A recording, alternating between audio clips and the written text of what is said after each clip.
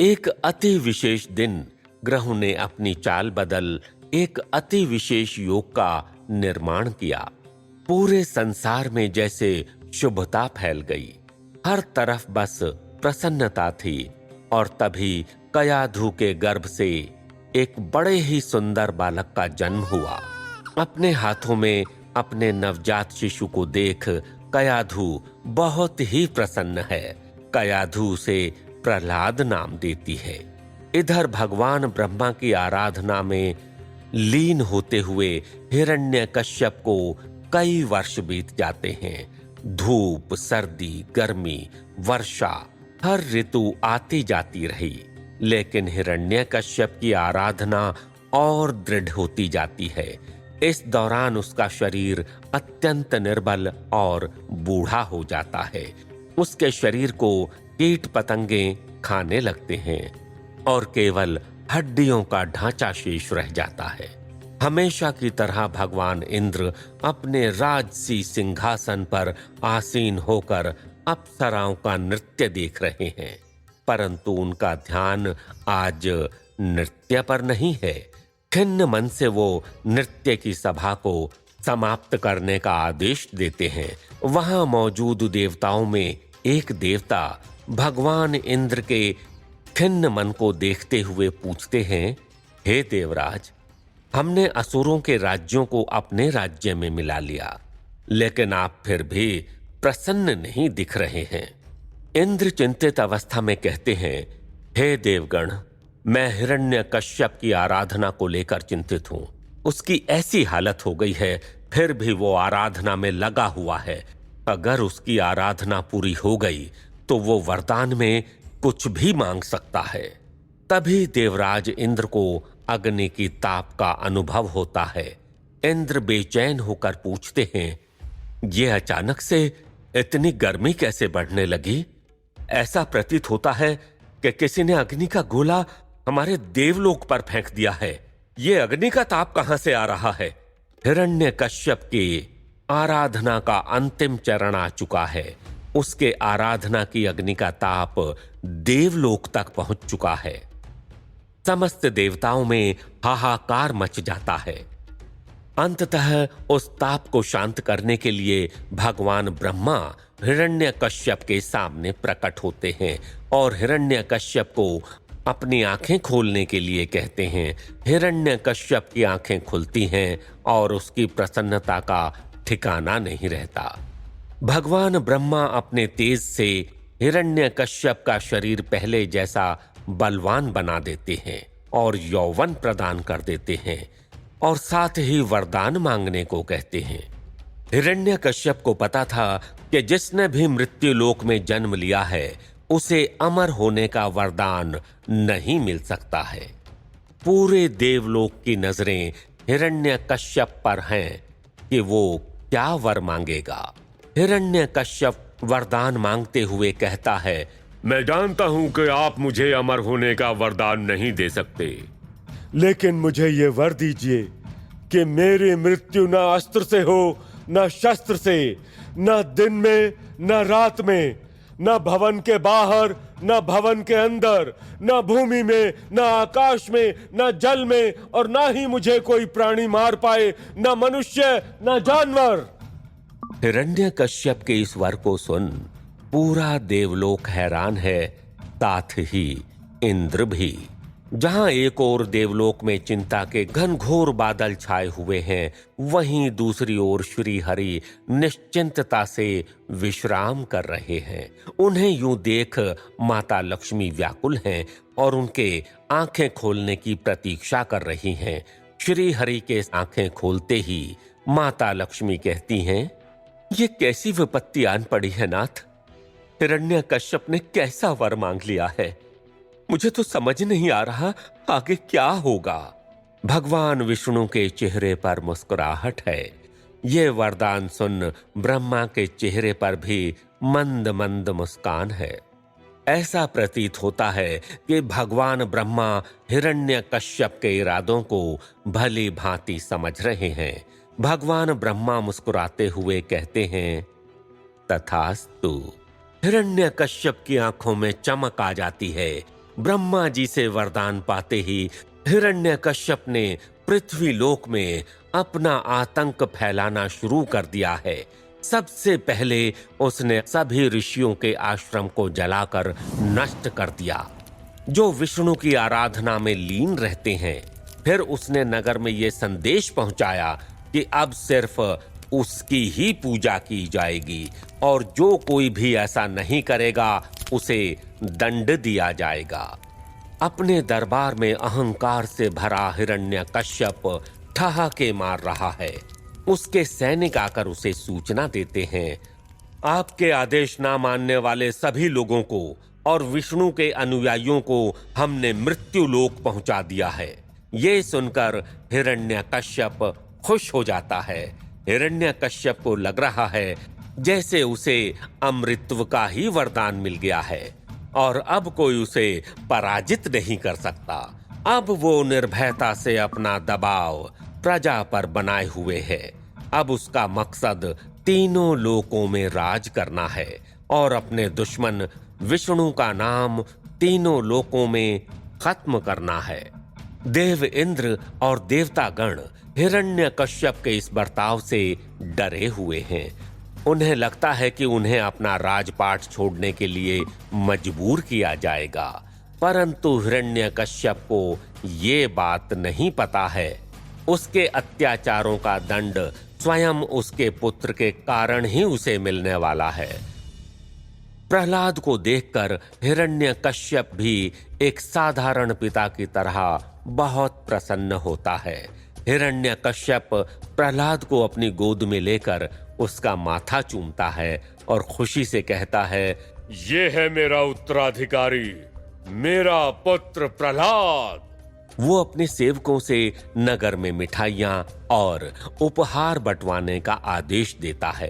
प्रहलाद को लेकर हिरण्यकश्यप को कुछ चिंताएं हैं और उसे दूर करने के लिए हिरण्यकश्यप ने एक विद्वान पंडित को आमंत्रित किया है, क्योंकि हिरण्यकश्यप अपने पुत्र का भविष्य जानना चाहता है।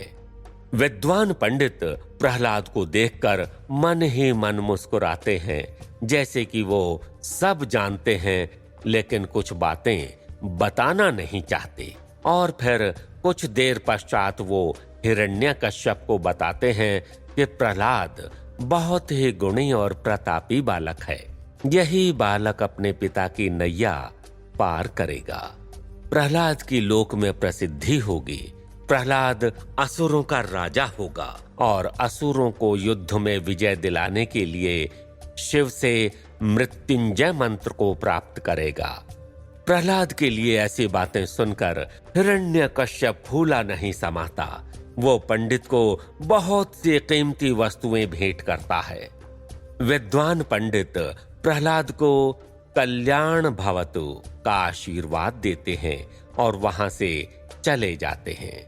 उनके जाने के बाद हिरण्यकश्यप अपने मंत्रीगणों को आदेश देता है कि प्रहलाद को उच्चतम शिक्षा और पराक्रम का अभ्यास कराया जाएगा। उसने ये भी आदेश दिया है कि प्रहलाद को इस बात से भी अच्छी तरह से अवगत करा दिया जाए कि तीनों लोकों के स्वामी हम हैं, यानी उसके पिता हिरण्यकश्यप और वही ब्रह्मांड के राजा हैं। हिरण्यकश्यप की ऐसी बातें सुनकर कयाधु बहुत परेशान है। अब प्रहलाद बड़ा हो रहा है और ऐसा कुछ है जो अभी सिर्फ कयाधु ही जानती है, जिसका डर कयाधु को दिन प्रतिदिन बढ़ता ही जा रहा है।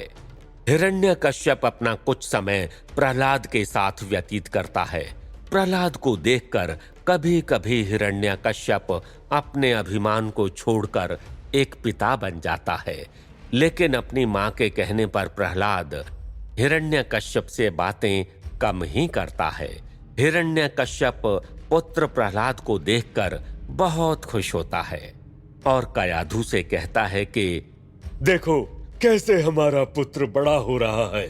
मैं तो उस दिन का सपना देख रहा हूं जब ये हमारा राजपाट संभालेगा और मेरा उत्तराधिकारी बनेगा। उधर देवलोक में माता लक्ष्मी समझ नहीं पा रही हैं कि इस अत्याचारी हिरण्यकश्यप के लिए प्रभु ने कुछ निर्णय लिया भी है या नहीं। एक बार पृथ्वीलोक में देवताओं को प्रसन्न करने के लिए दूसरे नगर से आए कुछ ऋषि मुनि एक मंदिर में सभी प्रतिष्ठित देवताओं की आराधना करते हुए और उनका आह्वान करते हुए यज्ञ कर रहे हैं। हिरण्यकश्यप के सैनिक ये सूचना हिरण्यकश्यप को देते हैं। ये सुनकर हिरण्यकश्यप कहता है, मैं खुद वहां जाऊंगा और सभी नगरवासियों के सामने उन्हें दंड दूंगा। हिरण्यकश्यप को इस तरह का व्यवहार करने से बहुत संतुष्टि मिलती थी और अपनी ताकत का दुरुपयोग कर हिरण्यकश्यप अपनी ही प्रजा पर अत्याचार कर रहा था और इस बात से अनभिज्ञ था कि वो ऐसा करके अपने ही पापों का घड़ा भर रहा है। क्रोध में लाल हिरण्यकश्यप अपने सैनिकों के साथ मंदिर पहुंचता है और वहां बैठे ऋषि मुनियों को ललकारते हुए कहता है, तुम्हारी इतनी हिम्मत कि तुम लोगों ने मेरे आदेश का तिरस्कार किया। उनमें से एक मुनिजन विनम्रता से हिरण्यकश्यप को उत्तर देते हैं, हे राजन, तिरस्कार कैसा? हम सब तो परमात्मा का ध्यान कर रहे हैं, इसमें आपका कैसा तिरस्कार? हिरण्यकश्यप गुस्से से कहता है, कैसा परमात्मा? कहां है वो परमात्मा? मुनिजन कहते हैं, परमात्मा हम सब में है राजन। उनकी आराधना से जगत का कल्याण और सभी जीवों की रक्षा होती है। हिरण्यकश्यप कहता है, अगर ऐसा है तो बुलाओ अपने परमात्मा को ताकि वो तुम्हें इन कोड़ों की मार से बचा सके। और ऐसा कहकर हिरण्यकश्यप उन मुनियों पर कोड़ों से प्रहार करता है। कोड़ों से आहत हुए ऋषि मुनि श्री हरि का नाम पुकारते हैं और उनके मुख से श्री विष्णु का नाम सुनते ही हिरण्यकश्यप और निर्दयता से पूरा जोर लगाकर क्रूरता के साथ उन्हें कोड़ों से पीटने लगता है। ये सब देखकर वहां खड़े लोग डर से थर थर कांपने लगते हैं। हिरण्यकश्यप कहता है, देख लो सभी, जो कोई मेरे अलावा किसी और को अपना भगवान बनाएगा उसका यही हाल होगा। इंद्रलोक में बैठे इंद्र ये सब देखकर अत्यधिक भड़क जाते हैं। वो देवगणों से कहते हैं, मुझे लगता है कि त्रिदेवों ने अपनी आंख में पट्टी बांध ली है। पहले तो उस दुरात्मा को परमात्मा बने रहने का वरदान दे दिया, अब अपने भक्तों को आहत हुआ देखकर भी वो हाथ पर हाथ धरे बैठे हैं। यदि ऐसा ही होता रहा तो वो दिन दूर नहीं कि समूचे ब्रह्मांड से देवताओं का वर्चस्व नष्ट हो जाएगा। लक्ष्मी जी श्री विष्णु से अनुरोध करती हैं, ये सब रोकिए प्रभु, ये कदापि सहन करने योग्य नहीं है। उस अभिमानी और अहंकारी हिरण्यकश्यप को सबक सिखाना बहुत जरूरी है। श्री विष्णु कहते हैं, हे देवी, मुझे भी ये सब देखकर पीड़ा ही हो रही है, लेकिन मैं बाध्य हूं। ये ऋषि मुनि बहुत ज्ञानी और सहनशील है। आप चिंता ना करें देवी, ये एक अध्याय है जो पहले से ही लिखा गया है और होना तय था। लक्ष्मी जी कहती हैं, ऐसा अध्याय ही क्यों लिखा गया जिसमें भक्तों को कष्ट दिया जाए, साथ ही अहंकार और अभिमान को बल मिलता रहे। श्री विष्णु कहते हैं, देवी, अभिमान और अहंकार एक घने काले बादल की तरह हैं जो आसमान में हमेशा के लिए नहीं बने रह सकते। वो गरजते हैं, बरसते हैं और चले जाते हैं।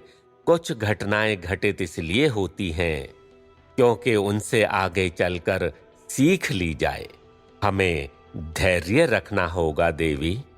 वहां पृथ्वीलोक में जैसे ही प्रहलाद को अपने पिता को इस व्यवहार का ज्ञान होता है, वो राजभवन से दौड़ता हुआ उस मंदिर के लिए भागता है और अपने पिता से कहता है, छोड़ दीजिए इन ऋषि मुनियों को, इन्होंने कुछ भी गलत नहीं किया है, आप बेवजह इन पर क्रोधित हो रहे हैं। उसी वक्त वहां कयाधु आती हैं और प्रहलाद से कहती हैं, पुत्र, पिता के कार्यों में बाधा मत बनो। पर प्रहलाद कयाधु को रोकते हुए कहता है, माँ, मैं बाधा नहीं बन रहा हूँ, मैं तो बस सही बात बता रहा हूँ। कयाधु भी घबराई हुई प्रहलाद के पीछे दौड़ती हैं और मन ही मन खुद से कहती हैं कि नारद जी की भक्ति से ओतप्रोत होकर ही प्रहलाद की श्री भगवान विष्णु पर भक्ति उत्पन्न हुई है और प्रहलाद के गर्भ के समय नारद जी के आश्रय में होने की वजह से ऐसा हुआ है। ये बात हिरण्यकश्यप से गुप्त रखनी है। मुझे भय है कि कहीं ये सब जानकर सब कुछ नष्ट ना हो जाए। और दूसरी ओर ये सब देखकर माता लक्ष्मी, इंद्र और सारे देवगण भी आश्चर्यचकित हैं कि आखिर होने क्या वाला है। प्रहलाद वहां पहुंचता है और अब जैसे ही फिर से हिरण्यकश्यप ऋषि मुनियों पर कोड़े बरसाने वाला होता है, तभी प्रहलाद उन ऋषि मुनियों का बचाव करने लगता है। ये सब देखकर वहां सन्नाटा छा जाता है। नगरवासी, सैनिक और खुद हिरण्यकश्यप अवाक रह जाते हैं। क्या अब समय आ गया है जब हिरण्यकश्यप को पता चल जाएगा प्रहलाद की विष्णु भक्ति के बारे में? कहीं कयाधु का सारा प्रयास विफल तो नहीं हो जाएगा? क्या कयाधु को पुत्र वियोग सहना ही पड़ेगा? जानने के लिए सुनते रहिए मोक्ष प्रदायिनी कथा विष्णु पुराण, सिर्फ पॉकेट FM पर।